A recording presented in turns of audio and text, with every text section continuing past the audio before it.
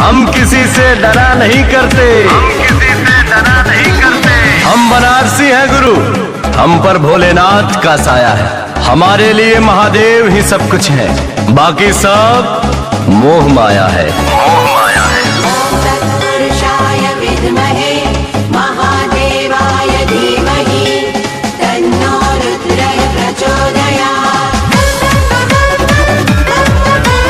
ओम नमः शिवाय, ओम नमः शिवाय, ओम नमः शिवाय, ओम नमः शिवाय।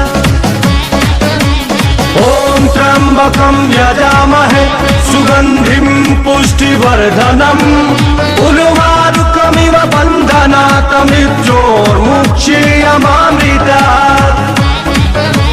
हर हर महादेव शिव शंभो काशी विश्वनाथ गंगे। हर हर महादेव शिव शंभो काशी विश्वनाथ गंगे।